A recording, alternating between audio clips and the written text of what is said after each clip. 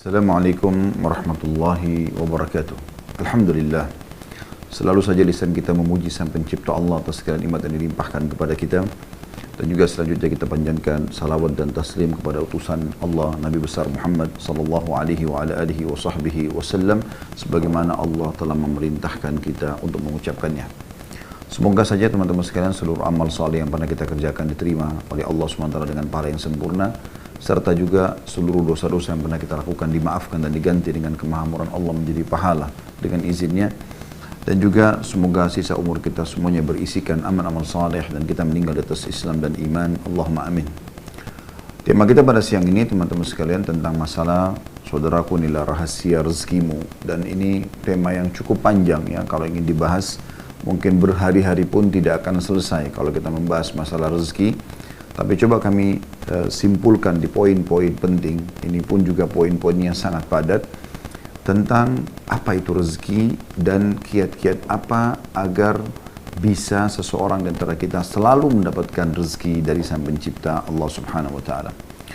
Yang pertama teman-teman sekalian, kita harus pahami rezeki itu bukan sebatas duit atau uang saja ataupun harta. Kita harus memahami lebih luas makna rezeki itu, karena semua yang mencakup kebutuhan seseorang untuk melalui kehidupan di muka bumi ini, bahkan di akhirat sana, diistilahkan dengan rezeki. Anda diberikan kesehatan, sebuah rezeki. Anggota tubuh Anda juga bisa berfungsi, mata bisa melihat, telinga bisa mendengar, dan yang lainnya juga bisa berfungsi, ini juga rezeki. Anda masih diberikan umur, rezeki. Anda masih diberikan makanan, minuman, rezeki. Dan juga termasuk Anda mendapatkan harta benda, ya rezeki. Nah, cuma kebanyakan orang dia mengurung makna rezeki di materi saja. Sehingga pada saat dia sehat, namun mungkin secara ekonomi dia biasa saja atau miskin, dia menganggap dirinya tidak mendapatkan rezeki. Atau misal, dia hanya makan hari itu makanan yang menurut dia biasa saja. Dia berharap yang lebih baik dan dia melupakan kalau itu adalah bagian daripada rezekinya. Ya. Dan seterusnya, semua itu makna rezeki. Dan rezeki itu sangat luas. Sekali lagi saya katakan, di dunia kebutuhan kita kalau terpenuhi namanya rezeki, ya. Dan juga di akhirat, maksudnya orang ke dalam surga, selamatnya dari neraka, ini juga adalah rezeki yang luar biasa, ya. Jadi ini terkait satu sama yang lainnya. Baik, kita akan bahas teman-teman sekalian rezeki secara global ini dalam beberapa ayat-ayat Al-Quran yang perlu Anda renungi tentunya, supaya Anda tidak perlu lagi mencari rezeki itu kepada selain Allah Subhanahu wa Ta'ala, terutama kita seorang muslim, ya. Kita coba buka surah Az-Zariyat, surah nomor 51 ayat 56 sampai 58. Surah Az-Zariyat, surah nomor 51 ayat 56 sampai 58, saya akan bacakan. A'udzu billahi minasyaitonir rajim. Bismillahirrahmanirrahim. Wa ma khalaqtul jinna wal insa illa liya'budun. Ketahuilah, kata Allah, aku tidak menciptakan jin dan manusia. Kita ada di muka bumi ini terus turun-temurun, dari bayi, kemudian anak-anak, dan remaja, kemudian menikah, kemudian tua, kemudian meninggal dunia. Itu kecuali semuanya hanya untuk beribadah kepadaku. Lalu Allah mengatakan, itu ayat 56-nya, ayat 57-nya, ma uridu minhum min rizqin wa ma uridu an yut'imun. Aku tidak menghendaki rezeki sedikit pun dari mereka, kata Allah.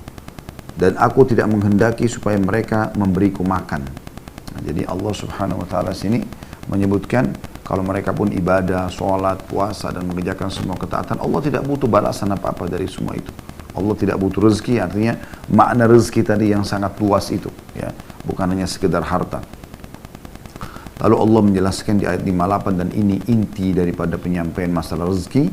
Innallaha huwar razzaqu dzul quwwatil matin.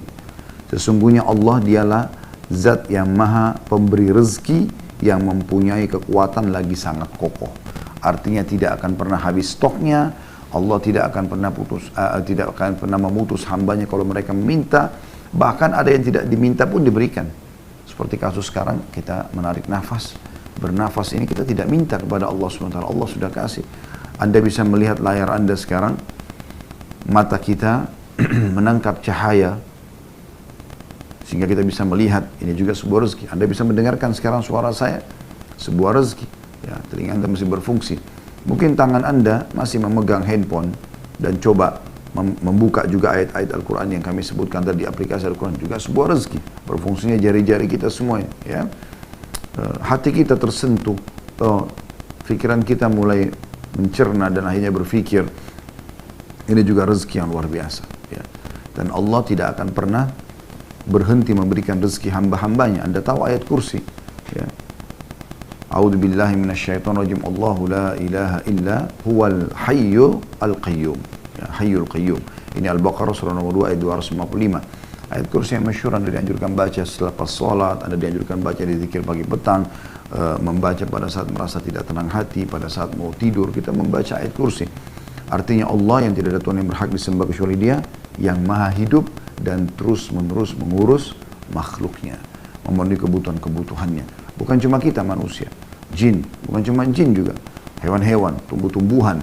Ya, dari segala sesuatunya diberikan rezekinya. Dari kita masih di kandungan ibu kita, di dalam kantong air, dan saya terus ya, sampai hari ini teman-teman masih merenungi bagaimana bayi bisa hidup dalam sebuah kantong yang penuh dengan air dan dia bisa hidup. Terlebih lagi saat-saat menjelang mau melahirkan atau lahir, bagaimana kepalanya sudah di bawah ya. Kita bayangkan kalau kita berada di sebuah kolam, ya, berenang pun kalau kepala kita yang lebih dalam ke bawah dibandingkan kaki, itu jauh lebih ada tekanan air sebenarnya. Dan itu sulit sekali untuk bernafas, tapi Allah mudahkan. Dan Allah jamin rezekinya selama 9 bulan. Apapun yang diminum dan dikonsumsi oleh ibunya, dari vitamin, makanan, nutrisi umumnya, maka akan sampai kepada dia saripatinya dengan hikmah Allah subhanahu wa ta'ala. Oleh karena itu teman-teman sekalian, Allah menjamin semua itu. Dan kita harus menyadari masalah ini.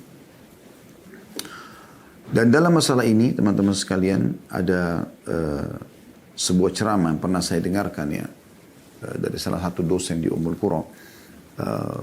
Beliau bernama Dr. Muhammad dan beliau mengatakan ada seorang teman, dia bilang menghubungi saya, dia bilang gitu ya, dia menceritakan orang ini butuh modal, butuh melunasi utangnya, intinya dia sangat butuh sekali. Kemudian dia telepon Dr. Muhammad lalu dia mengatakan, saya butuh sekali rezeki, ajarkan kepada saya doa, mungkin saya bisa baca. Kata Dr. Muhammad, lalu saya teringat tiba-tiba, terlintas pada saat lagi telepon, kita sekilas begitu saja tentang ayat ini. Az-Zariyat 56 sampai 58. Ya. Wa ma khalaqtul jinna wal insa illa liya'budun. Aku tidak ciptakan jin dan manusia kecuali untuk menyembah kepadaku. Ma uridu minhum rizqi wa ma uridu minhum an yut'imun. Aku tidak pernah, kata Allah, mengharapkan balasan rezeki dari mereka dan tidak berharap mereka berikan makan. Innallaha war-razzaqu dzul quwwatil matin. Allah adalah zat yang Razzaq, yang maha pemberi rezeki, tidak pernah habis stoknya, selalu siap setiap saat memberikan siapapun yang memohon kepadanya, bahkan yang tidak memohon pun diberikan, ya. Dan mempunyai kekuatan dan sangat kokoh. Artinya tidak akan pernah ada yang bisa menolak apapun yang Allah berikan kepada hambanya. Tidak ada yang bisa menahan itu. Lalu orang itu, kata Syekh Muhammad, saya ajarkan kepada dia, coba baca dalam doamu, Ya Razzaq dzul quwwatil matin, wahai zat yang pemberi rezeki yang sangat mempunyai kekuatan dan sangat kokoh, berikanlah aku rezeki, urzukni.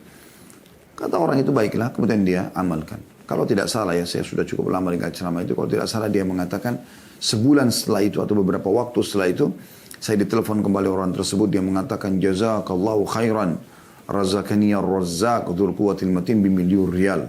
Artinya, semoga Allah membalas Anda dengan kebaikan. Orang itu bilang kepada Dr. Muhammad ya, sesungguhnya aku telah diberi rezeki oleh Razzaq, sifatnya Allah tadi ya dalam Al-Quran. Zat yang maha pemberi rezeki, dzul quwwatil matin, yang sangat punya kekuatan dan sangat kokoh. Saya dikaruniai dengan 1 juta rial. Ya.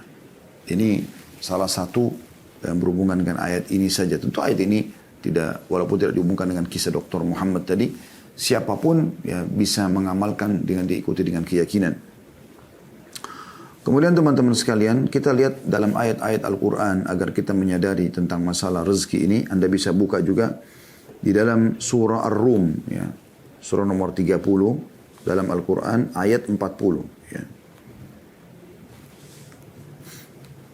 Anda bisa buka di aplikasi supaya bisa baca terjemahnya sekalian ya.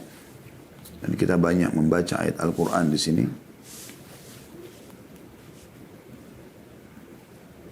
Di ayat 40-nya Allah Subhanahu wa taala berfirman, A'udzu billahi minasyaitonir rajim. Allahu alladhi khalaqakum thumma razaqakum thumma yumitukum thumma yuhyikum hal min syurakaikum man yaf'alu min dhalikum min syai' subhanahu wa ta'ala amma yushrikun. Artinya Allah lah satu-satunya, tidak ada lagi yang lain. Jadi orang yang kembali kepada ayat ini, kembali kepada Tuhannya Allah, maka pasti diberikan rezeki. Kepada selain Allah, perhatikan Allah katakan, Allah lah yang menciptakan kamu. Tidak ada yang menciptakan kita dari tidak ada menjadi ada kecuali Allah. Kemudian memberimu rezeki, nafas, cahaya bisa ditangkap oleh mata sehingga bisa memantulkan kembali dan melihat, telinga yang bisa menangkap suara sehingga kita mengerti apa yang sedang ditujukan kepada kita dari ucapan orang di hadapan kita. Tangan bisa menjamah, kaki melangkah dan seterusnya. Kemudian mematikanmu, kemudian menghidupkanmu kembali di hari kiamat di mahsyar nanti. Ya, kemudian kita akan menuju kepada kehidupan abadi. Adakah di antara yang kamu sekutukan dengan Allah itu? Pohon, keramat, jimat, batu, dan segala macam ini. Ya. Yang dapat berbuat sesuatu dari demikian itu, maha suci lah dia dan maha tinggi dari apa yang mereka persekutukan itu. Jadi di sini Allah Subhanahu wa taala memastikan dialah yang memberi rezeki, tidak ada yang lain. Jadi percuma minta kepada selain Allah itu tidak ada gunanya. Anda perhatikan juga surah Ghafir, ya. Buka lagi surah Ghafir, surah nomor 40, ya. Atau tepatnya surah Mukmin, ya. Dua namanya ini, ya, surah ini. Di ayat 64. Allah Subhanahu wa taala berfirman, surah Ghafir, surah nomor 40 ayat 64. A'udzu billahi minasyaitonir rajim. Allahul ladzi ja'ala lakumul arda qararan was samaa'a binaa'an wa sawwarakum fa ahsana suwarakum. وصوركم فأحسن صوركم ورزقكم من الطيبات ذلكم الله ربكم فتبارك الله رب العالمين. Allah lah yang telah menjadikan bumi bagi kamu tempat menetap, menghampar sekarang. Dan ini tidak mungkin siapapun yang punya sekutu atau Tuhan selain Allah, coba sampaikan kepada dia, apakah dia yang ciptakan bumi? Ajak ngomong, tanya, datangkan buktinya, tidak akan pernah bisa. Apalagi kalau benda-benda mati, jimat, batu, pohon, yang jelas-jelas dalam mata manusia tidak mungkin bisa ngomong gitu ya. Allah lah yang telah menjadikan bumi bagi kamu tempat menetap dan langit sebagai atap. Lebih besar lagi langit. Ya. Dan membentuk kamu dan membaguskan rupamu. Alis seperti ini, mata, hidung, bibir, lidah, gigi, tangan, dan segala macam keindahan dalam tubuh manusia dan kesempurnaan yang luar biasa gitu. Serta memberimu atau memberi kamu rezeki dari hal-hal yang baik-baik. Ya. Artinya Allah sudah membuat fitrah kita teman-teman sekalian suka dengan yang baik-baik. Misalnya bau wangi, ya, penataan yang rapi, ya, itu kan fitrah kita suka. Ya. Allah berikan dari yang baik-baik dan semua yang tayyibat itu yang baik-baik Allah halalkan. Ya. Tapi tentu berhubungan dengan halal, nanti kita jelaskan masalah itu ya. Dalam beberapa poin kiat menambah rezeki itu. Yang demikian itu adalah Allah Tuhan kalian. Yang maha agung, Tuhan alam semesta. Jadi Allah terus memperkenalkan dirinya, tidak ada yang memberi rezeki kecuali dia. Jangan pernah minta, jangan pernah bergantung, jangan pernah memohon, ya, kecuali kepada Allah Subhanahu wa ta'ala. Juga Anda bisa lihat dalam surah Qaf, ya, surah nomor 50 dalam Al-Quran. Di ayatnya ayat 6 sampai ayat 11 ya. Surah Qaf ayat 6 sampai ayat 11. Allah menyebutkan A'udzu billahi minasyaitonir rajim. Afalam yanzuru ila as-sama'i fawqahum kaifa banaynaha wa zayyanaha wa ma laha min furuj. Maka mengapa mereka tidak melihat ke langit yang ada di atas mereka? Bagaimana kami meninggikannya dan menghiasinya, dan langit itu tidak mempunyai retak sedikit pun. Allah mengajak kita berpikir. Jangan minta kepada selain Allah. Apalagi patung seperti orang-orang zaman jahiliyah dulu di Mekah. Ya, zaman sekarang pun masih ada orang seperti jahiliyah. Minta-minta pada patung. Minta-minta pada jin, syaitan, melalui para dukun-dukun. Minta-minta pada jimat, pohon, ya, lautan, matahari, bintang, bulan, semua ini makhluk. Allah mengatakan itu. Coba pikir baik-baik. Mengapa mereka tidak melihat ke langit di atas kepala mereka? Bagaimana kami meninggikannya? Bagaimana kami menghiasinya dengan bintang-bintang, dengan matahari, dengan bulan? Dan mereka tidak temukan sedikit pun retak di langit itu. Pada Allah sebutkan lagi di depan mata kita bumi. Di ayat 7 itu tadi ayat 6-nya. Ayat 7-nya wal arda madadnaha wa alqaina fiha rawasiya wa ambatna fiha min kulli zawjin bahij. Dan kami hamparkan juga bumi itu. Dan kami letakkan padanya gunung-gunung yang kokoh. Dan kami tumbuhkan padanya segala macam tanaman yang indah dipandang oleh mata. Siapa yang buat itu semua? Tidak ada yang mampu diri seperti ini kecuali Allah. Ya. Bumi bisa ditinggali, dipijaki, dibangun rumah, ya, dicocok tanami, diambil hasilnya. Gunung-gunungnya, ada yang gunung berapi, ada gunung batu. Ya. Anda bisa lihat dan macam-macam ada ilmu pengetahuan manusia yang Allah berikan supaya mereka mempelajari semua itu sebagai tanda keajaiban. Dan ujung-ujungnya mereka harusnya kembali, oh berarti penciptanya luar biasa nih. Sampai begini komposisinya, ya, sampai begini ukurannya, sampai begini kekokohannya, lebarnya dan seterusnya. Allah mengatakan, ya, ayat 8-nya, tabsiratan wa dzikra likulli 'abdin munib, untuk menjadi pelajaran dan peringatan bagi tiap-tiap hamba yang kembali mengingat Tuhannya. Mau mengenal Tuhannya, nah kembali kepada itu. Ya. Jadi jangan minta kepada atasan, jangan minta kepada mertua, orang tua, minta kepada Allah. Allah akan menggerakkan mereka untuk memberikan kebutuhan Anda. Kemudian ya, Allah sebutkan di ayat 9-nya, وَنَزَّلْنَا مِنَ السَّمَاءِ مَاءً مُبَارَكًا فَأَنْبَتْنَا بِهِ جَنَّاتٍ وَحَبَّ الْحَصِيدَ. Dan kami turunkan dari langit air yang banyak manfaatnya, hujan. Shower di kamar mandi Anda kira-kira bisa menyala tanpa ada yang menyalakan? Atau mungkin ada shower itu tanpa ada yang memasangnya? Kan tidak mungkin. Itu juga air hujan yang turun dari langit. Bagaimana bisa air hujan turun dengan derasnya, ukurannya, ya kadarnya, kemudian waktunya, berapa lama. Tanpa ada yang mengaturnya. Allah mengatakan, dan kami yang turunkan air dari langit itu. Yang banyak manfaatnya. Lalu kami tumbuhkan dengan air itu pohon-pohon dan biji-biji tanaman, ya, yang diketam. Jadi banyak yang tumbuh, akhirnya bisa berbuah-buahan, bisa menampung air hujan turun dari langit supaya tidak banjir. Ya, kita tahu ada penghijauan, ada hutan, bagaimana para pemerintah di muka bumi ini juga menjaga ya, supaya jangan sampai hutan-hutan gundul dan seterusnya. Lalu Allah mengatakan di ayat 10-nya, وَالنَّخْلَ بَاسِقَاتٍ لَهَا تَلْعُنْ نَضِيدَ. Dan pohon kurma, perhatikan baik-baik, yang tinggi-tinggi dan mempunyai mayang yang bersusun-susun. Satu tangkai itu banyak sekali, bisa sampai ratusan butir, ya, bahkan ribuan butir kurma. Ya, itu Allah jadikan sebagai tanda-tanda kebesarannya. Dan di sini Allah berikan gambaran kurma, karena kurma buah dari sekian ratus jenisnya, ada beberapa jenis kurma kering yang bisa bertahan sampai tahunan, ya, tidak rusak. Tidak ada buah mungkin seperti ini. Ini manfaatnya sangat besar buat kesehatan. Lalu tentu kita tidak jabarkan ini karena ada bahasan sendiri masalah manfaat kurma. Anda bisa lihat di bahasan kami tentang tibbun nabawi atau penguatan nabawi, insya Allah sudah ada di YouTube ya. Tapi inti bahasan ayat 11-nya, Allah mengatakan semua itu rizqan lil ibad wa ahyayna bihi baldatan maytan kadzalika al khuruj. Semua itu rezeki bagi hamba-hamba kami untuk kami berikan supaya untuk kebutuhan mereka. Dan kami hidupkan dengan air itu tanah yang mati atau kering, seperti itulah terjadi kebangkitan. Di sini kita bisa lihat bagaimana Allah Subhanahu wa taala menitik beratkan masalah itu. Nah, rezeki ini teman-teman sekalian, yang perlu digarisbawahi, rezeki ini bukan ada rezeki yang datang kepada kita tanpa kita punya upaya. Seperti tadi saya sebutkan, oksigen yang kita hirup, yang ditangkap cahaya oleh mata kita, ya, suara yang ditangkap oleh kuping. Ini kesehatan kita, bangun kita sudah sehat bisa beraktivitas. Ini tanpa kita minta pun Allah sudah kasih. Termasuk nyawa, ya, kehidupan kita di muka bumi ini sampai batas ajal yang sudah Allah tentukan. Ya.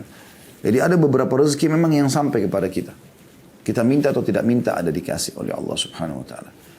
Ada rezeki teman-teman yang tidak sampai kecuali kita memang harus berusaha. Ya. Inilah pernyataan Imam Ahmad rahimahullah pada saat beliau menjelaskan tentang sebagian orang yang duduk manis, kemudian dia mengatakan saya duduk saja nanti rezeki saya akan datang. Yang dimaksud sini adalah masalah harta, ya. Pendapatan harta, pekerjaan, mungkin kalau kita sekarang pendidikan, jodoh, ya pernikahan. Dengan dia duduk, dia nggak mau, sudah nanti rezeki saya akan datang sendiri. Ini yang beliau mengatakan, ini adalah kebodohan yang nyata. Dan Umar bin Khattab pernah memukul dan menghardik orang-orang, mengusir dari masjid. Pada saat ditanya, kalian ngapain di sini? Mereka bilang, kami sedang bertawakal kepada Allah. Ya, kami menunggu rezeki kami. Maka kata Umar, kalian mengatakan menunggu rezeki sementara kalian tahu bahwasanya Allah tidak mencatatkan langit menurunkan atau menghujankan emas dan perak, keluarlah dan cari rezeki di luar sana. Sufyan ats-Tsauri rahimahullah, seorang ulama tabi'in, juga pernah berkata seperti itu kepada orang-orang yang duduk di masjid. Lalu ditanya oleh Sufyan rahimahullah, habis sholat Jumat kalian ngapain di sini? Masjid haram duduk. Mereka mengatakan, kami al-mutawakkilun 'ala Allah, kami bertawakal kepada Allah. Udah, kami duduk aja begini, nanti ada rezeki datang ya sudah datang, kalau enggak ya enggak gitu. Maka kata Sufyan tadi, bukan begitu memahaminya. Kan harus keluar cari. Allah suruh kita mencari. Ya. Dalam surah Jum'ah kan Allah sebutkan begitu. فَإِذَا قُدِيَتِ الصَّلَاةُ فَانْتَشِرُوا فِي الْأَرْضِ وَابْتَغُوا مِنْ فَضْلِ اللَّهِ. Kalau selesai sholat Jumat, maka menyebarlah kalian di muka bumi. Lalu cari rezeki itu. Suruh cari. Ya. Jadi kita kalau ada rezeki-rezeki seperti kita mau punya pendidikan, ijazah supaya kita punya kedudukan di masyarakat, kita bisa mengajar, kita bisa menggunakan ijazah itu untuk bekerja, kita harus sekolah kan. Kita harus sekolah, mendaftar dulu, ada upaya.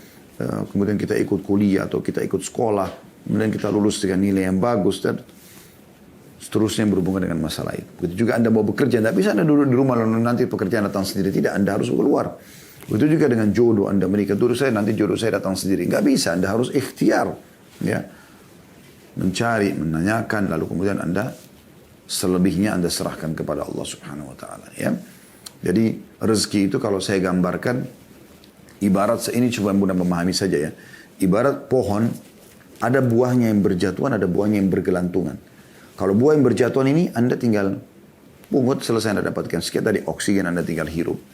Ya, mata tinggal, cahaya tinggal ditangkap oleh mata, telinga tinggal ditangkap oleh kuping dan seterusnya lah. Ya. Ya, mungkin ini panjang sekali kalau kita rincikan. Intinya itu contoh-contohnya. Dan ada rezeki, ada buah yang Anda naik pakai tangga untuk mengambil buah itu. Ya. Jadi sudah kita kasih contoh-contohnya. Anda mau punya ijazah sekolah, Anda mau punya jabatan, Anda mau menikah, ya. Anda mau mengembangkan, mau lebih banyak lagi pendapatannya. Memang ini harus dengan upaya, ya. Seperti kita misalnya sudah S1, ngajar di kampus, ya. Gajinya misalnya 5 juta. Lalu saya berpikir, saya ingin gaji lebih besar, ya. Bagaimana caranya? Oh, kalau orang S2 di kampus, kalau kita bicara lingkup jadi dosen misalnya. Orang kalau S2 gajinya lebih besar. Tadi kalau S1 ini contoh saja, misal 5 juta. Kalau orang S2 gajinya 7 juta. Kalau orang S3 gajinya 9 juta atau 10 juta. Kalau orang profesor bisa lebih banyak gitu kan. Maka kita kemudian berupaya untuk lanjutkan pasca sarjana. Sekolah S2, sekolah S3 gitu kan. Nah ini memang upaya. Jadi kita memperbanyak pendapatan kita dengan upaya gitu. Allah SWT memberikan sesuai dengan upaya hambanya gitu kan. Kemudian juga orang yang bekerja, misalnya orang buka restoran, orang buka satu unit usaha apa. Kemudian dia ingin kembangkan. Maka dia berusaha, dia pelajari. Kemudian sampai dia bisa membuka cabang yang lain. Dan seterusnya. Sampai ada orang, Masya Allah, Tabarakallah, Allah mudahkan sampai seluruh dunia dia punya ya cabang-cabang usahanya. Allah berikan taufik. Kenapa? Karena dia berusaha. Padahal sebenarnya dia manusia seperti kita. Punya 2 mata, punya 2 telinga, dia punya waktu 24 jam, dia tidak lebih daripada itu. Sama dengan kita. Tapi kenapa mereka bisa? Karena mereka berusaha. Ya. Mereka berusaha. Dan ini yang dimaksud dengan makna ayat tadi. Ya. Kemudian juga teman-teman sekalian, kita akan masuk kepada poin yang mungkin kalau saya bisa bahasakan inti daripada bahasan kita, yaitu tentang masalah kiat-kiat mempertahankan dan memperbanyak rezeki.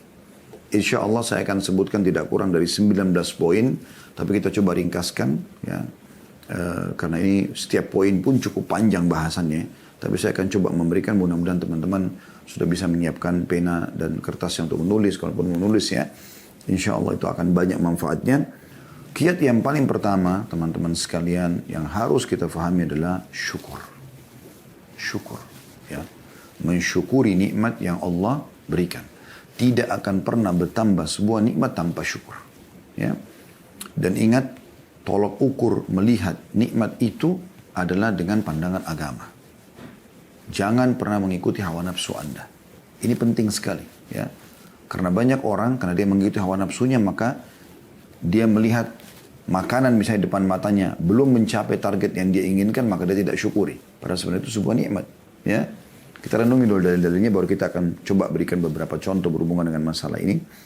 Misalnya yang pertama, teman-teman sekalian, Anda lihat surah Ibrahim, surah nomor 14 dalam Al-Quran. Ini ayat yang sangat masyhur, ya.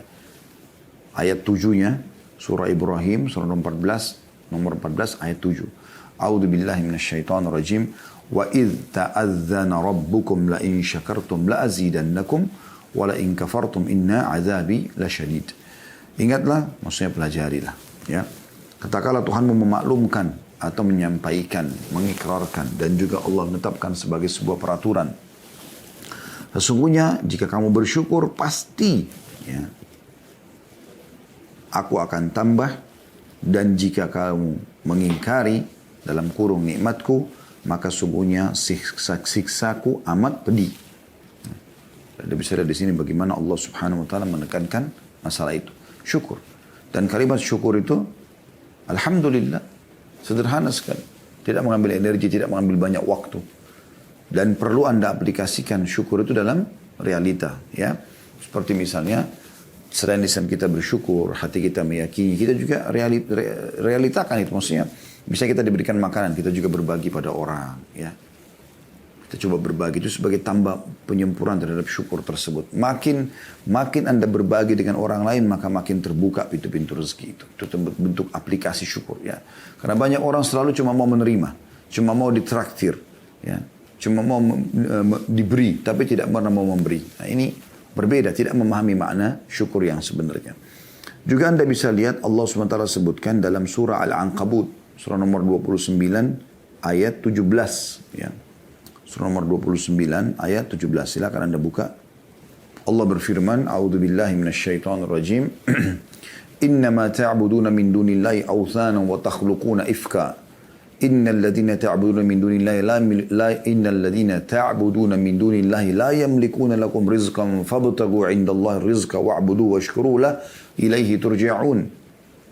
Artinya sungguhnya apa yang kamu sembah selain Allah itu adalah berhala. Tidak ada manfaatnya. Kuburan, patung, jimat, pohon, apalah selain daripada Allah. Berhala, ya. Dan kalian buat-buat itu dengan dusta. Bohong. Oh, ini punya kekuatan, ini bisa memberikan rezeki, ini bisa menyembuhkan penyakit. Dusta besar, ya. Allah mengatakan itu, ya. Kalau itu semua ifka, kedustaan. Orang-orang Mekah begitu. Mereka bawa patung, yang uniknya mereka yang datangkan batu itu, mereka yang pahat, mereka yang ukir, mereka yang bentuk matanya, hidungnya, mulutnya, mereka yang warnain, mereka yang kasih nama, lalu mereka panggil Tuhan. Ini kebodohan yang luar biasa, gitu kan? Berapa banyak orang juga begitu dalam sholat. Iyyaka na'budu wa iyyaka nasta'in. Hanya kepadamu kami menyembah, hanya kepadamu kami minta tolong. Habis salam, minta pada kuburan di sebelah masjidnya. Lalu mana komitmen tadi Anda katakan hanya kepadamu, hanya kepadamu? Imam Nawawi rahimahullah mengatakan, aku heran melihat orang-orang yang meminta-minta pada kuburan. Padahal sebenarnya dalam kuburan itu orang seperti dia yang sudah jadi tulang belulang. Kalau kita yakin kuburan orang soleh itu bisa memberikan manfaat kepada kita, kenapa kita tidak yakin kepada pencipta dia, pencipta tanah dan batu nisan itu adalah Allah yang lebih mampu. Dan Allah Al-Hayyul Qayyum, zat yang maha hidup dan terus-menerus mengurus makhluknya. Itulah yang dilakukan oleh para sahabat Nabi Ridwanullahi alaihim. Sendal mereka putus, mereka angkat tangan ke langit mengatakan, Ya Allah, berikan aku rezeki. Minta kepada Allah. Apapun Allah menyuruh kita manja kepadanya. Minta. Makanan, minuman, apa saja. Dalam sebuah hadis qudsi riwayat Bukhari kan begitu. Ya. Kata Allah SWT, wahai anak Adam. Ya. Kalian semua lapar kecuali yang kuberikan makanan. Mintalah makanan padaku. Kalian semua haus kecuali yang kuberikan minuman. Maka mintalah minuman kepadaku. Kalian semua tidak menggunakan pakaian. Kecuali aku berikan. Mintalah kepadaku. Allah SWT suruh minta kepadanya. Minta. Allah selalu suruh kita minta, manja kepadanya. Kenapa gak mau? Ya. Tapi banyak orang menipu dirinya sendiri. Bahkan saya pernah ketemu dengan seorang ikhwah. Waktu awal-awal dia hijrah, dia memberikan kepada saya sebuah benda gitu. Benda ini seperti kaca gitu.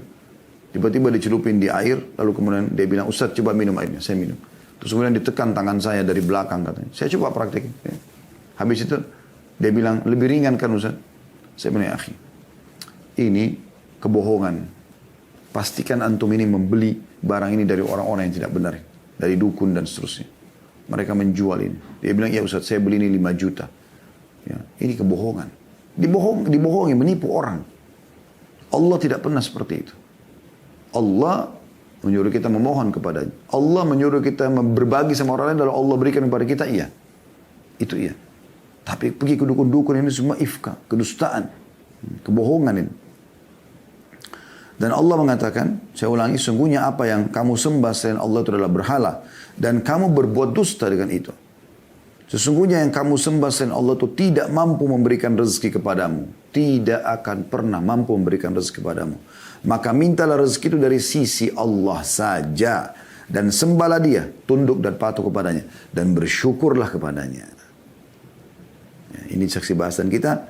Ya, hanya kepadanya lah kamu akan dikembalikan. Ini penting teman-teman sekalian. Ya. Kemudian juga bagaimana Allah sebutkan dalam surah Saba. Surah nomor 34 dalam Al-Quran. Tentang negeri Saba.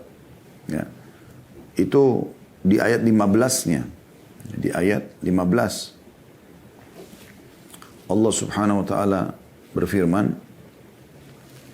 Laqad kana li saba'in fi maskanihim ayah. Jannatani an yamini wa shimal. Kulu min rizki rabbikum washkuru lah. Baldatun tayyibatun wa rabbun ghafur. Sesungguhnya pada kaum Saba, orang-orang yang tinggal di negeri Yaman di zaman dulu, ada tanda-tanda kekuasaan Tuhan di tempat kediaman mereka, yaitu 2 buah kebun di sebelah kanan dan sebelah kiri mereka. Lalu dikatakan kepada mereka, makanlah olehmu dari rezeki yang dianugerahkan Tuhanmu dan bersyukurlah kepadanya. Nikmati, syukur. Negerimu, kalau kau bersyukur kepada Allah, ya, akan menjadi negeri yang baik, makmur, subur, dan Tuhanmu juga maha pengampun. Artinya kalau ada kesalahan pun Allah masih maafkan. Ya. Ini poin penting untuk kita ketahui teman-teman sekalian. Jadi semua negeri yang selalu menyembah Allah, bersyukur kepada Allah, Allah akan limpahkan rezekinya.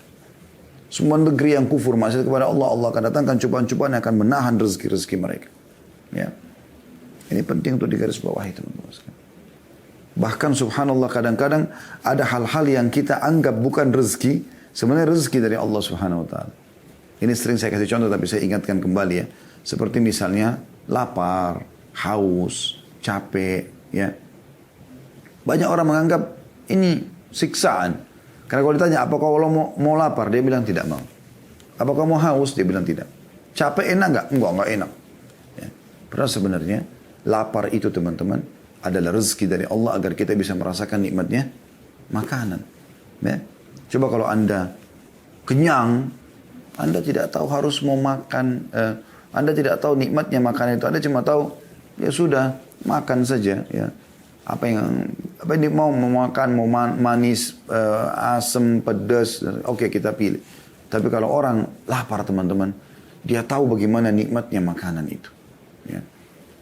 Begitu juga dengan orang haus, dia tahu nikmatnya dahaga itu, dia tahu nikmatnya minum. Begitu juga dengan capek. Anda kalau dari pagi sampai malam tidur terus, kemudian malam disuruh tidur lagi, mungkin Anda tidak bisa tidur.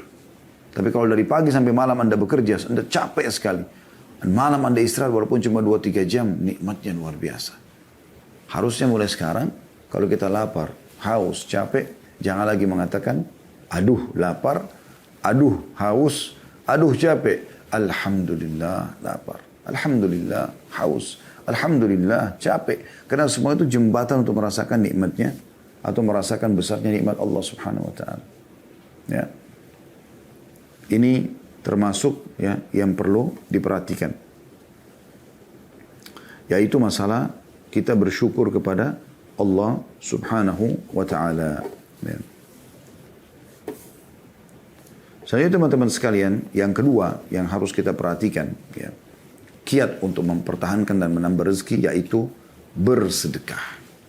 Nah, ini sebenarnya bentuk aplikasi dari syukur itu, dari ucapan syukur ya. Tapi kita bersedekah, keluarkan harta. Biasakan bersedekah. Cintai sedekah ini sebagaimana juga Anda suka dan cinta kalau Anda diberi kepada orang. Jadi suka memberi sebagaimana juga kita suka diberi, ya. Seperti itu kurang lebih gambarannya. Dan ini poin yang mesti digarisbawahi karena ini penyebabnya. Penyebab rezeki itu. Perhatikan dalam surah Al-Baqarah, surah nomor 2 ayat 254. Allah Subhanahu wa taala berfirman, A'udzu billahi minasyaitonir rajim. Ya ayyuhalladzina amanu anfiqu mimma razaqnakum min qabli an ya'ta yawmun la bay'un fihi wa la khullatun wa la syafa'ah wal kafiruna humudz zalimun. Hai orang beriman, berinfaklah apa yang telah kami jadikan rezeki kepada kalian. Ya. Sebelum datang hari tidak lagi transaksi, nggak ada lagi persahabatan, nggak ada lagi pertolongan, dan orang-orang kafir adalah mereka yang menzalimi diri mereka sendiri. Ya. Apa yang engkau infakkan saudaraku muslim, maka itu menjadi penyebab datangnya rezeki. Ya. Anda bisa lihat juga dalam surah Ibrahim, surah nomor 14 ayat 31 sampai 34, ayat 31 sampai 34. Ya. A'udzu billahi minasyaitonir rajim. Sekali lagi surah Ibrahim ayat 31 sampai 34. Qul li ibadiyalladzina amanu yuqimus salata wa yunfiqu mimma razaqnahum sirran wa alaniyatan min qabli an ya'tiya yawmun la bay'un fihi wa la khilal. Ini ayat 31-nya, ya. Yang artinya, katakanlah kepada hamba-hambaku hai Muhammad yang telah beriman. Tentu orang tidak beriman tidak tersentuh, tapi orang beriman tersentuh. Hendaklah mereka mendirikan sholat, jaga sholatnya, menafkahkan sebagian rezeki atau harta ataupun rezeki yang kami berikan kepada mereka secara sembunyi-sembunyi ataupun terang-terangan sebelum datang hari kiamat. Pada hari itu tidak ada lagi jual beli dan tidak ada persahabatan. Ya. Lalu Allah menjelaskan, yang memerintahkan kalian untuk menginfakkan itu supaya Allah gantikan juga, ya, itu Allah. Siapa dia? Allah perkenalkan dirinya di ayat 32-nya. Langsung lanjut setelahnya. Allahul ladzi khalaqas samawati wal arda wa anzala minas samaa'i ma'an fa akhraja bihi minats thamarati rizqan lakum wa sakhkhara lakumul fulka litajriya fil bahri bi amri wa sakhkhara lakumul anhar. Allah lah yang memerintahkan kalian berinfak dan menjanjikan akan menggantikan itu. Allah lah yang telah menciptakan langit dan bumi dan menurunkan air hujan dari langit. Kemudian dia mengeluarkan dengan air hujan itu berbagai buah-buahan. Menjadikan rezeki yang dijadikan rezeki untuk kalian. Dan dia telah menundukkan bahtera bagi kalian. Supaya bahtera itu berlayar di lautan dengan kehendaknya. Dan dia telah menundukkan pula bagimu sungai-sungai. Bisa diambil airnya, bisa diambil ikannya, bisa diambil perhiasannya dan segala macam. Ayat 33-nya. وَسَخَّرَ لَكُمُ الشَّمْسَ وَالْقَمَرَ Saya ulangi, وَسَخَّرَ لَكُمُ الشَّمْسَ وَالْقَمَرَ دَائِبَيْنِ وَسَخَّرَ لَكُمُ اللَّيْلَ وَالنَّهَارِ. Dan dia juga telah menundukkan pula bagi kalian matahari dan bulan. Matahari terbit pagi hari itu bernama malam, maghrib. Bulan keluar malam, gitu kan. Itu semua ditundukkan. Dan terus menerus beredar dalam orbitnya. Dan telah menundukkan bagimu juga malam dan siang. Malam istirahat, siang untuk beraktivitas. Ayat 34-nya. وَآتَاكُمْ مِنْ كُلِّ مَا سَأَلْتُمُوهُ وَإِنْ تَعُدُّ نِعْمَةَ اللَّهِ لَا تُحْصُوهَا إِنَّ الْإِنسَانَ لَظَلُومٌ كَفَّارٌ. Dan dia telah memberikan kepadamu keperluanmu dan segala apa yang kamu mohonkan kepadanya. Dan jika kamu menghitung nikmat Allah, tidaklah dapat kamu menghitungnya. Nah, sesungguhnya manusia itu sangat zalim dan sangat mengingkari nikmat Allah. Mungkin ada pertanyaan muncul di sini di benak Anda. Ustaz, Allah bilang, ya, Allah telah memberikan semua yang kita minta. Wa atakum min kulli ma sa'altumuh. Tapi masih ada permintaan saya yang belum Allah kasih, Ustaz. Saya jawab begini. Yang Allah kasih kepada Anda jauh lebih banyak. Dan yang belum Allah kasih 1-2 masalah saja. Buktinya, bukan karena tiap hari lapar. Apa yang Anda katakan teman-teman sekalian? Lapar. Tiba-tiba otak kita berpikir mau ke restoran mana, mau makan apa. Dan mudah kita dapatkan. Tinggal korek kantong kita, keluarkan uang, gesek ATM, selesai. Kita bisa makan. Dan tiap hari itu, tiap hari. Anda sekarang umurnya berapa tahun? 30, 40, 50, 60 tahun? Hah? Tiap hari Anda makan. Kalau tidak, kalau Anda tidak makan, mungkin Anda sekarang sudah tidak hidup. Bukankah tiap hari kita haus? Kita cuma mengatakan haus. Tiba-tiba terpikir di benak kita, minum nih. Minum es teh manis kah, es jeruk, minum apalah, hangat, dingin, ya terserah kita. Kita tinggal minum. Dan tiap hari kita bisa gonta-ganti minuman, makanan, mau kopi, mau teh dan segala macam. Ya. Bukankah tiap hari teman-teman sekalian, ya, kita selalu butuh nafas, kita selalu butuh pendengaran kita selalu butuh cahaya untuk mata kita selalu butuh berfungsi anggota tubuh kita sampai hidung kita bisa membedakan mana bau wangi, bau busuk seketika. Lidah kita bisa bedain mana asin, mana pedas, mana ya pahit dalam waktu seketika.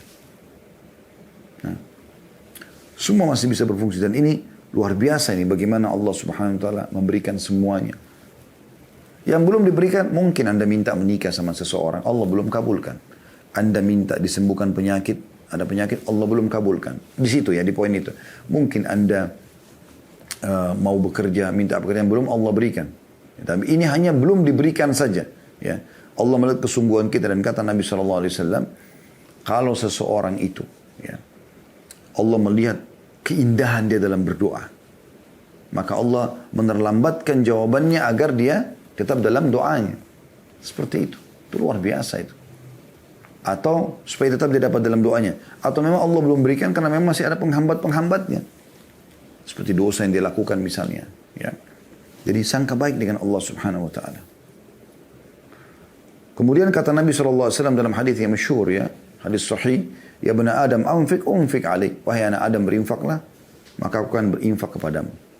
Keluarkan dulu, sedekah dulu, maka aku akan, ya, berikan kepadamu. Dan ini ada bahasan sendiri panjang lebar masalah sedekah, ini sudah kami bahas tentang keajaiban sedekah. Anda bisa kembali ke playlist di YouTube insyaAllah. Dan yang ketiga, teman-teman sekalian, yang melihat waktu saya percepat sedikit ya, masalah fokus kepada yang halal dan tayyib. Apa itu halal? Yang Allah bolehkan. Ya. Dan tayyib artinya berkualitas. Karena walaupun halal, seperti ayam halal, ya, atau kambing atau sapi halal. Tapi kalau bangkai sudah enggak tayyib. Atau rusak, berjamur, bisa mendatangkan penyakit, sudah enggak tayyib. Jadi enggak boleh. Ini dua hal harus bertemu. Ya, fokus kepada yang halal dan tayyib. Perhatikan Allah mengingatkan kepada kita di dalam surah An-Nahl. Ya. Maaf, surah Al-Ma'idah dulu. Surah nomor 5 ayat 87 sampai 88. Ya. Surah nomor 5 Al-Ma'idah ayat 87 sampai 88. Yang bunyinya, A'udzubillahi minasyaitonirrajim. Ya ayyuhalladzina amanu la tuharrimu tayyibati ma ahallallahu lakum wa la ta'tadu innallaha la yuhibbul mu'tadin. Hai orang beriman, jangan kamu haramkan apa-apa yang baik yang telah Allah halalkan bagimu. Allah halalkan, nikmati, makan, silakan selama halal. Ya. Dan jangan kamu melampaui batas, jangan juga terlalu berlebihan. Mentang-mentang halal lalu kita berlebihan, gitu kan? Makan daging halal tapi dia makan 10 kilo. Nah, mungkin perutnya di mana dia mau taruh? Ya. Maksudnya dia mau letakkan makanan itu di perutnya di mana 10 kilo gitu kan. Seketika dia makan dalam waktu yang bersamaan. Itu nggak mungkin. Jangan berlebihan. Ya. Sesungguhnya Allah tidak menyukai orang berlebihan atau melampaui batas. Lalu Allah bilang apa? Ayat 88-nya kita disuruh nikmati, silakan. Wa kulu mimma razaqakumullahu halalan thayyiba wattaqullaha alladzi antum bihi mu'minun. Dan makanlah makanan yang halal lagi baik dari apa yang telah Allah rezekikan kepadamu. Boleh silakan makan buah-buahan, makan sayur, makan daging, makan ikan, segala macam silakan. Yang penting halal Allah bolehkan dan tayyib, berkualitas, ya. Jangan rusak, ya. Jangan yang berbahaya, jangan bangkai, gitu kan. Dan bertakwalah kepada Allah yang kamu beriman kepadanya, yang kamu beriman kepadanya, ya. Kemudian juga dalam surah An-Nahl surah nomor 16 juga Allah Subhanahu wa taala mengingatkan kepada kita di ayat 114-nya, ya. A'udzu billahi minasyaitonir rajim. An-Nahl 114, ya. Faqulu mimma razaqakumullahu halalan thayyiban washkuru ni'matallahi in kuntum iyyahu ta'budun. Maka makanlah yang halal lagi baik dari rezeki yang telah diberikan ke Allah kepadamu dan syukurilah nikmat Allah itu jika kamu hanya kepadanya saja menyembah, ya. Jadi kita disuruh makan yang halal dan thayyib, boleh silakan, ya. Bahkan pernah saya kasih contoh, kalau seandainya Anda masuk ke dalam satu supermarket, Anda mau beli jadi sebuah misalnya apel kualitas A harganya misalnya 200.000 per kilo, apel kualitas B harganya 100.000. Anda punya kemampuan, Anda bisa beli aja yang A, nggak apa-apa. Dengan niat mensyukuri nikmat Allah SWT, asal tidak berlebih-lebihan tadi. Bahkan Anda bisa mendapatkan pahala kalau Anda mau menikmati itu. Karena Nabi SAW mengatakan dalam sebuah hadis yang dihasankan oleh para ulama, Inna Allah yuhibbu an yara athara ni'ami ala abdi. Ya. Sesungguhnya Allah suka melihat bekas nikmatnya pada hambanya, gitu kan. Jadi Allah suka melihat kalau kita pakai baju yang bagus, makan yang enak, penampilan yang rapi. Allah suka lihat itu, tapi tidak berlebihan, dan sumbernya adalah halal dan thayyib. Yang keempat teman-teman sekalian, memperbanyak istighfar dan taubat kepada Allah Subhanahu wa taala. Ini juga sudah kami pernah jelaskan materi khusus ya 1 jam lebih itu tentang masalah keajaiban istighfar. Ini luar biasa gitu. Ya, jadi usahakan jangan pernah luput istighfar ini dari lisan kita. Dan kita mengambil dalil surah Nuh, surah nomor 71 ya, dalam Al-Quran. Anda bisa lihat ayat 10 sampai ayat 12. A'udzu billahi minasyaitonir rajim. Ya. Bagaimana Nabi Nuh berkata kepada kaumnya, "Faqultu astaghfiru rabbakum innahu kana ghaffara." Dan aku berkata kepada kaumku agar mereka memohon ampun kepada Tuhan, sesungguhnya Dia Maha Pengampun. Apa manfaatnya? Apa manfaatnya kalau orang beristighfar kepada Allah? Apa bukannya dengan rezeki Ustaz? Perhatikan ayat 11-nya. Allah mengatakan, "Yursilis sama' alaikum midrara." Niscaya Dia akan mengirimkan hujan kepadamu yang lebat. Maksudnya hujan yang bermanfaat, bukan hujan yang mendatangkan masalah ya. Sampai seorang badui mengatakan, ya, siapapun yang ingin menjadi tetangga kami, maka hendaklah dia memperbanyak istighfar. Karena istighfar adalah hujan lebat yang menyuburkan tanah-tanah kami. Kemudian ayat 12-nya, Allah mengatakan manfaat istighfar, wa yumditkum bi amwalin wa banina wa yaj'al lakum jannatin wa yaj'al lakum anhara. Dan akan memperbanyak dengan istighfar itu harta juga keturunan ya, atau anak-anak, dan mengadakan untukmu kebun-kebun, juga mengadakan pula di dalamnya untukmu sungai-sungai. Ya.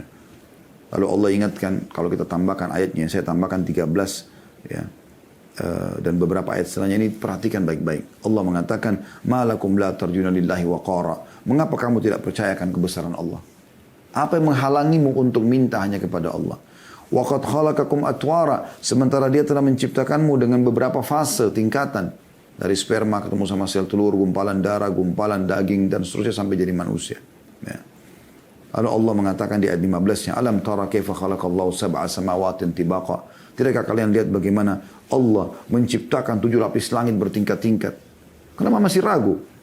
Ayat 16-nya, "Wa ja'ala al-qamara fihinna nuran wa ja'ala asy-syamsa siraja wa ja'ala asy-syamsa siraja." Dan Allah menciptakan padanya bulan sebagai cahaya dan menjadikan matahari sebagai pelita. "Wallahu ambatakum minal ardi nabata." Dan Allah menumbuhkan kamu dari tanah dengan sebaik-baiknya. "Tsumma yu'idukum fiha wa yukhrijukum ikhraja." Dan kemudian Dia mengembalikan kamu ke dalam tanah, mati, dan mengeluarkan kamu daripadanya pada hari kiamat dengan sebenar-benarnya. "Wallahu ja'ala lakumul arda bisata." Dan Allah yang telah menjadikan untukmu bumi hamparan. "Wa litasluku fiha subulan fijaja." Agar kamu menjalani jalan-jalan luas di bumi itu. Ya. Jadi ini semua manfaat istighfar yang luar biasa. Dan ini bahasanya panjang ya, tapi perbanyak istighfar teman-teman sekalian. Ini sudah pernah kami jelaskan, masalah ini panjang lebar sekali. Bagaimana Hasan Basri rahimahullah didatangi oleh 3 orang. Yang satu sudah lama nggak punya anak. Ya. Kemudian sudah ikhtiar tapi belum punya anak. Yang satu punya penyakit belum sembuh-sembuh. Yang satu sudah lama bekerja tidak pernah kaya-kaya.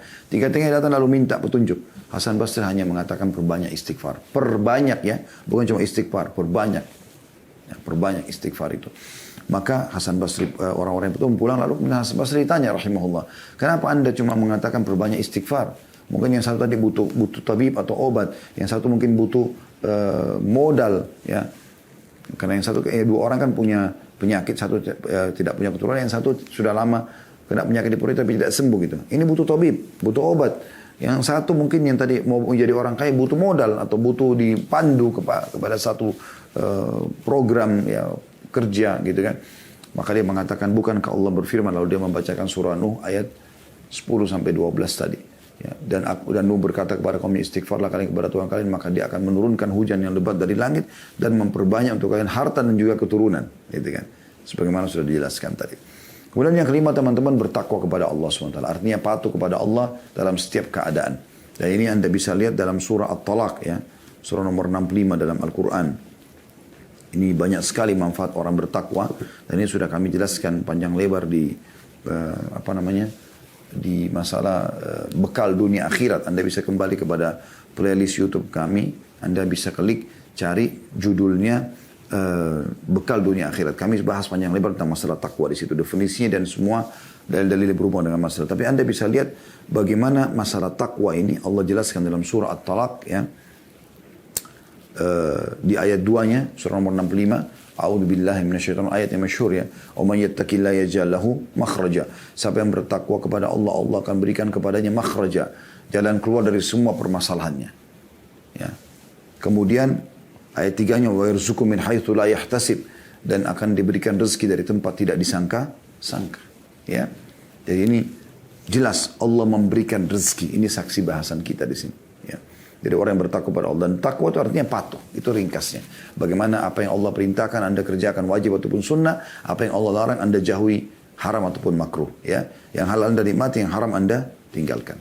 Ya, saya ringkaskan. Kemudian yang keenam, tawakal kepada Allah SWT. Dan makna tawakal adalah menyerahkan ya, hasil setelah berusaha. Itu tawakal. Dan bedanya dengan tawakul. Tawakul artinya menyerahkan sebelum berusaha. Ya. Pernah ada sahabat begitu datang ke masjid Nabi SAW mau hadir pengajian. Kemudian dia bimbang, ikat nggak sih unta ini? Udahlah nggak usah ikat, tawakal tu Allah. Saya bertawakal kepada Allah. Begitu dia masuk masjid, untanya lari. Akhirnya dia bingung. Dia kejar unta tersebut. Dan unta ini cepat sekali lari dan susah untuk dikejar gitu.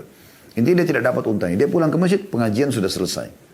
Nabi SAW tanya, kenapa kamu? Dia bilang, ya Rasulullah, begini ceritanya. Apa kata Nabi SAW? Iqilha wa tawakkal Allah. Ikat dulu untamu baru kau tawakal. Masa nggak dikunci mobil sama motor sudah tawakal? Jadi curi. Ya, itu tawakal namanya. Dan Allah menyebutkan masih dalam surah yang sama dalilnya, ya, dalam surah At-Talaq surah nomor 5 ayat 3-nya. Ya, setelah Allah mengatakan wa yarzuqu min haitsu la yahtasib, kembali kepada ayat tadi, Allah memberikan rezeki dari tempat tidak disangka-sangka bagi orang yang bertakwa. Lalu Allah bilang, "Wa may yatawakkal 'ala Allah fa huwa hasbuh." Siapa yang bertawakal kepada Allah, maka Allah jadi pencukup baginya. Dan dalam hadis riwayat Ahmad yang sahih, yang masyhur, kalau kalian bertawakal sebenar-benar tawakul, ya, sebenarnya tawakal kepada Allah, maka Allah akan memberikan kepada kalian rezeki sebagaimana Allah berikan rezeki burung yang keluar di pagi hari, kemudian dia pulang sore hari dalam kondisi perutnya penuh. Dan Imam Ahmad mengatakan, sungguh bodoh kalau ada orang mengatakan, duduk aja nanti rezekinya akan datang, ya. Ya, saya akan bertambah dari jenis rezeki yang kedua yang sudah kita jelaskan ya. Sementara ya Allah mengatakan seperti burung yang keluar di pagi hari dan pulang sore hari dalam kondisi perutnya sudah kenyang. Kemudian teman-teman sekalian, kiat yang ke-7 ya, yaitu silaturahim ya.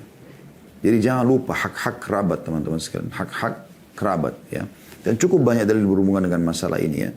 Ya, di antaranya kita langsung saja ke poinnya, yaitu hadis Nabi SAW.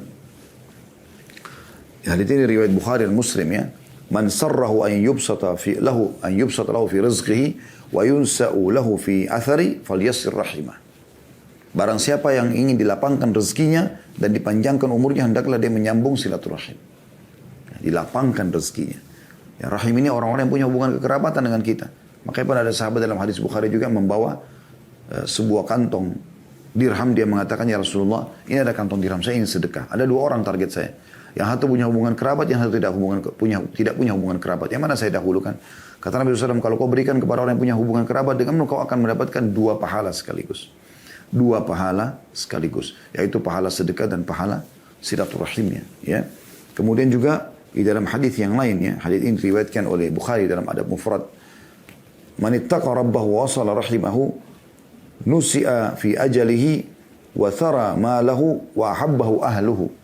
Artinya, siapa yang bertakwa kepada Allah, ini kayak menggabungkan poin tadi ya, poin nomor 5, takwa kepada Allah. Dan menyambung silaturahim, disambung dengan poin nomor 7 tadi ya, silaturahim kepada kerabatnya.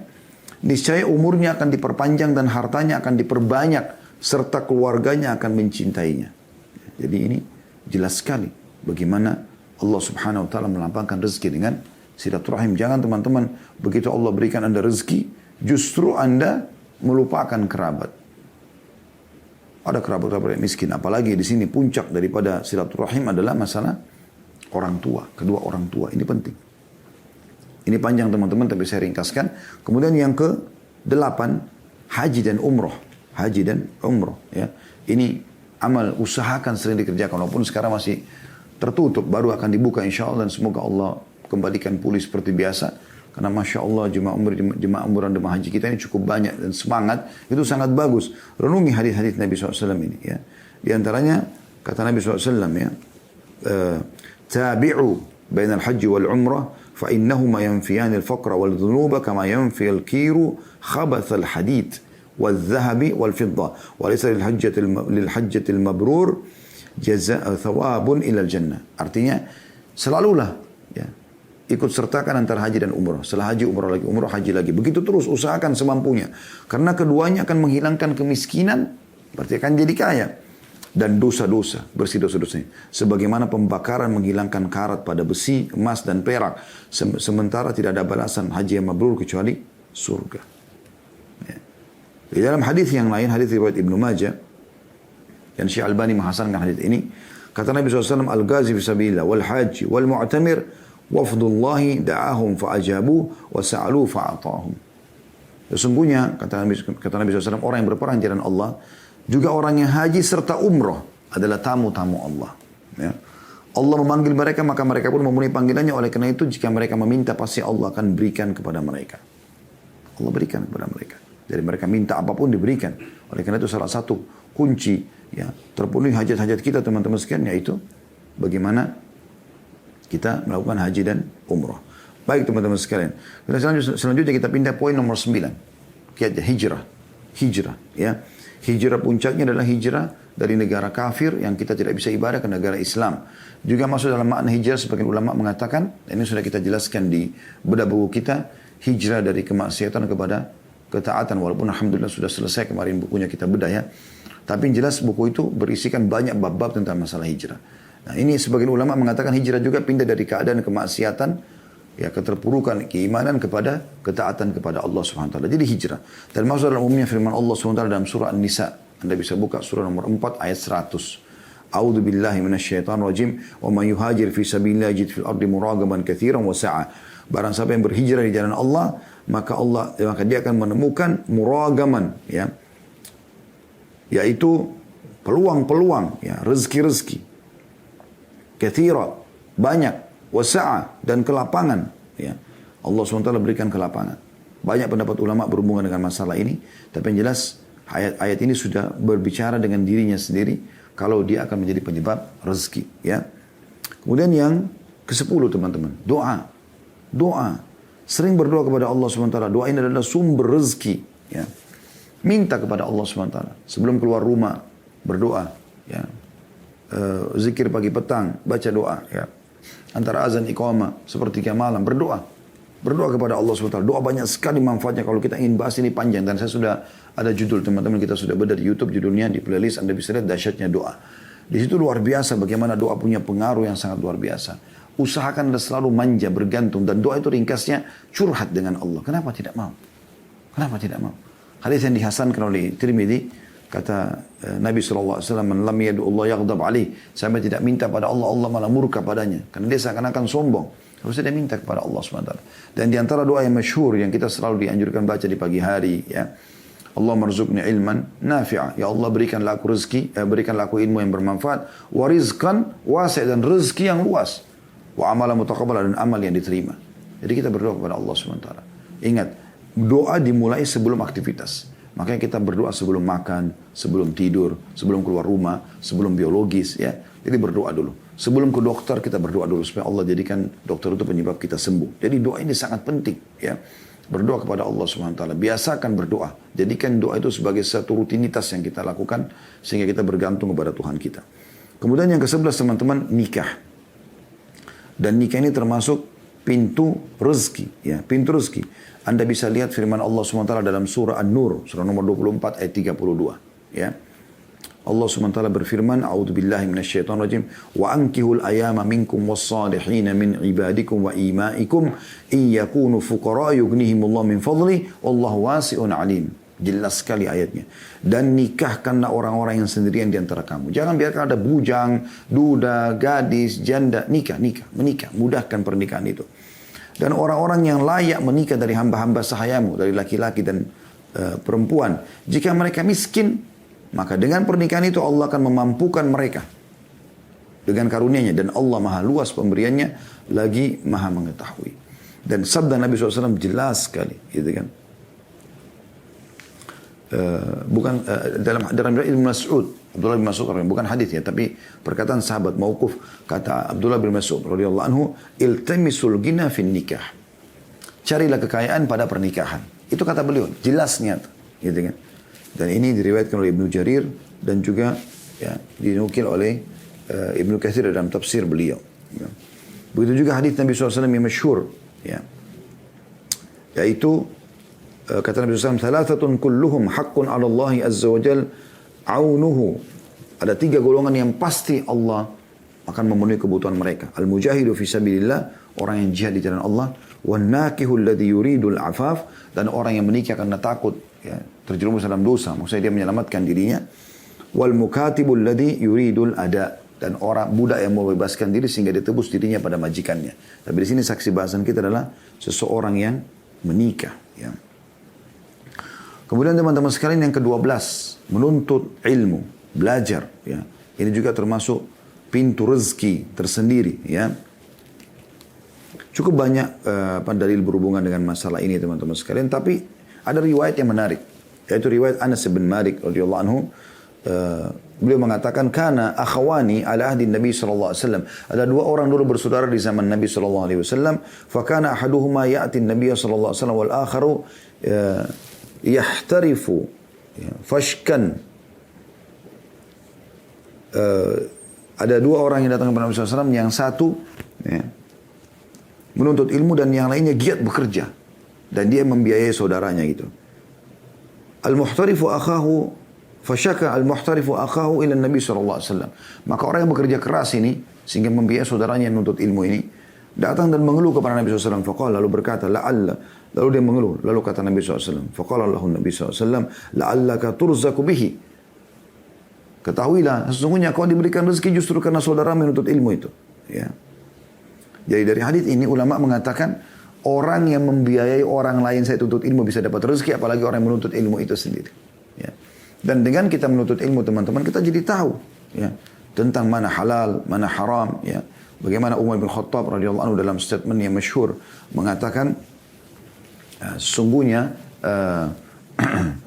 orang yang belum memahami agama, ya, maka jangan berdagang di pasar kami. Dalam riwayat lain, siapa yang berdagang sebelum memahami agama, maka dia akan terjerumus dalam riba dan akan terus terjerumus dan akan terus terjerumus. Jadi memang ilmu ini akan membuat kita jadi tahu mana halal, mana haram, gitu kan? Sehingga kita hanya fokus kepada halal, dan halal ini akan mendatangkan banyak rezeki dari Allah Subhanahu wa taala. Yang ke-13 teman-teman, persahabatan yang baik, ya. Persahabatan yang baik. Dan ini sudah masyhur sekali, ya. Hadis Nabi SAW, "Mathalul jalisis salih wal jalisus su." Perumpamaan komunitas yang baik, sehat, yang soleh, yang halal, ya, sibuk dengan yang halal, dan komunitas yang buruk, kemaksiatan, kamathali sahibil misk wa kirul haddad. Artinya perumpamannya seperti majelis yang komunitas yang baik ini, yang sehat, yang berprestasi, ya, yang sibuk dengan yang halal, ini seperti penjual minyak wangi.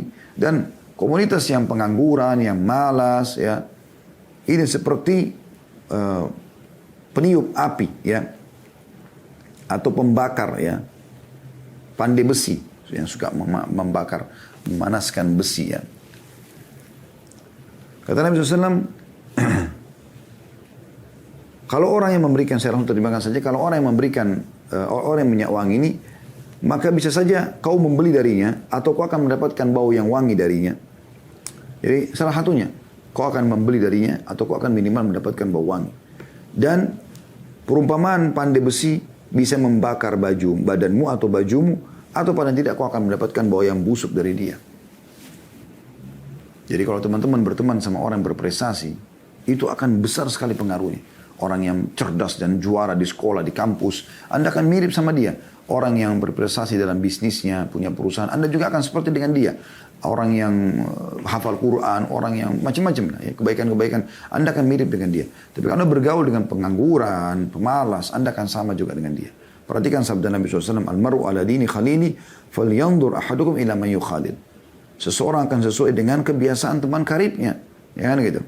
Oleh karena itu perhatikanlah baik-baik siapa yang jadikan sebagai teman karib. Hadis sahih diriwayatkan Abu Daud dan juga Tirmidzi. Ya, jadi harus hati-hati. Ini penting, komunitas yang sehat. Jadi kalau mau prestasi, cari teman-teman yang berprestasi. Pasti akan seperti itu. Dan kami sudah praktekin itu teman-teman sekalian. Di kampus dulu saya cari teman-teman yang prestasi, saya teman sama mereka. Nilai saya berdekat dengan mereka. Ya. Kalau berteman sama orang yang malas, tidak mau belajar, dan segala, akan sama dengan mereka. Begitu juga dengan pada saat kita tarik kepada hal-hal yang lainnya.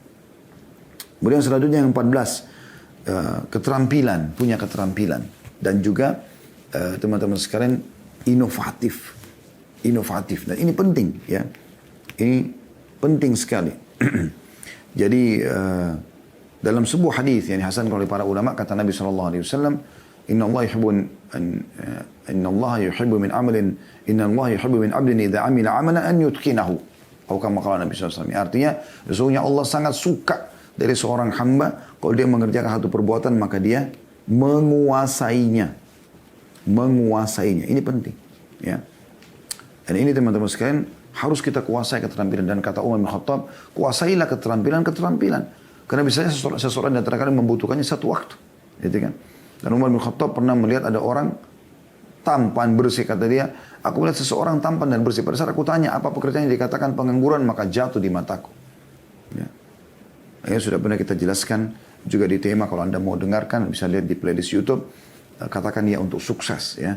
Jadi bagaimana kita dianjurkan. Dan kita di sini teman-teman usahakan selalu punya tatwir, ya, inovatif. Kita berkreasi, kembangkan teman-teman selama itu boleh. Dan Allah SWT akan berkahi selama kita sudah berusaha. Ya. Ini juga poin tentunya. Kemudian poin yang ke-15 teman-teman sekalian, jauhi sifat pengemis. Ya. Berkeluh kesah. Ini penting. Ya. Dan kita harus bekerja teman-teman sekalian. Ya. Tidak boleh membiasakan minta-minta. Dalam sebuah riwayat Imam Ahmad, kata Nabi SAW, Man sa'ala min ghairi fakrin, faka'annama ya'kulul jamr. Siapa yang mengemis, minta-minta pada dirinya, padahal dia tidak fakir, maka seakan-akan dia memakan bara api. Ya. Juga dalam hadis yang lain, diriwayatkan oleh An-Nasai, Tirmidzi, Ahmad, ya. Dan kata Syekh Albani, hadis ini hadis sahih, kata Nabi SAW, Al-mas'alatu kada wa kada biha ar-rajul, wajahu illa an yas'ala ar-rajulu sultanan aw fi amrin la budda minhu. Meminta-minta adalah seperti seseorang mencakar wajahnya sendiri.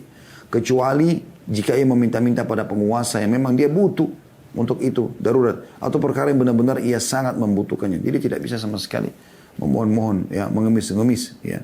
Dan ini penting teman-teman sekalian untuk difahami. Ya. Bahkan kata Nabi SAW dalam sebuah hadis, tentu ini bahasanya cukup panjang ya. Tidak ada seseorang yang membuka pintu afaf, kemuliaan. Kalaupun dia mau sesuatu, maka dia tawarkan jasanya, dia bekerja. Kecuali Allah bukan pintu kekayaan. Dan tidak ada yang membuka pintu miskin, mengemis, kecuali Allah. Tidak ada yang membuka pintu pengemis, kecuali Allah bukakan pintu kemiskinan. Ya. Kemudian yang ke-16 teman-teman, tidak berputus asa. Ya. Ini salah satu sifat orang beriman ya. Mereka tidak berputus asa ya, terhadap apa yang sudah Allah Subhanahu wa Ta'ala. Tidak boleh putus asa, karena Allah SWT melarang kita berputus asa. Dan cukup banyak ayat-ayat Al-Quran yang menjelaskan masalah itu. Seperti misalnya dalam surah Al-Hijr. Anda bisa lihat surah Al-Hijr ya.